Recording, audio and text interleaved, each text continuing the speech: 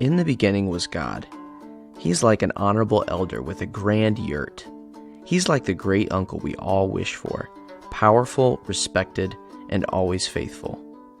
One day God created the mighty mountains, the warm sun, and fresh waters to showcase His glory. Then God made Adam and Eve, crowning them with great honor and glory. He said, "Have my authority, rule over my creation, bear my glory." They were God's children living in God's honorable village. Even with no clothes, Adam and Eve felt no shame. Then Satan appeared and said, "Get more glory, eat the fruit, and be equal to God." But the second they tasted the fruit, their honor vanished. They felt shame. God found them hiding. "You have been disloyal children, shaming yourselves and dishonoring me." What do we humans do with disgraceful things like dirt, pigs, and outhouses? We keep them far away to preserve our dignity. So likewise God banished them. Adam was dejected. "I have no name, no glory, no family, and no honor. I have only shame." In the shameful village, Adam and Eve had children, who had children, who had us. Do you know what it means that we are descendants of Adam and Eve? Imagine if your mom was the village prostitute, or your dad defected during battle. You'd get their shame. We inherit shame, then our sin brings on more shame. So one day someone had an idea. Let's make our own honor. They created multiple groups or cultures. One said you had to wear black suits and drive Mercedes, but the other determined you have to wear orange robes and be a monk. If you maintain the group's expectations, you got some honor and status. But this honor was temporary, because it was made by humans. These group rules actually increased shame by excluding some people.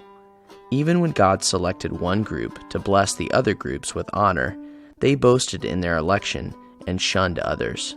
When people tried to create honor for themselves, they only produced more shame. The only person who could help the honorless was God, the source and essence of honor. So God became human and entered the shameful village. Could you ever imagine a big politician with a mansion going to live in a trash dump? That was Jesus. Jesus was amazing. One time a bleeding woman snuck up and touched him, and he wasn't defiled or shamed. She was purified and dignified by Jesus. He loved and accepted everyone regardless of their shame. Jesus spoke of a great feast, where the disgraced and dismissed were honored guests. Following Jesus, not the cultural rules, makes people acceptable and worthy. But the people living for earthly honor were threatened by this.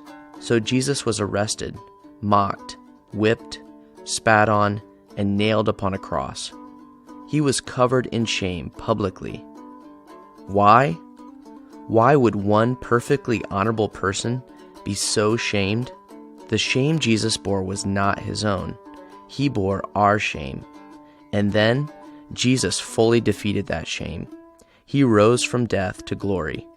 Jesus crossed back to God's village and got a great name and place of honor. Jesus' resurrection from the dead built a new bridge from death to life, from earth to heaven, from shame to honor. Finally, people could get what they always wanted, true and eternal honor from God. But not everyone followed Jesus to God's village. Some were content with the false honor they accumulated. A few thought their shame too great even for God, and others feared what relatives might think. But some trusted that Jesus took their shame and followed him. To them, God gave a new robe, hat, and inheritance documents. Humans were back in God's village. They lived honorably ever after.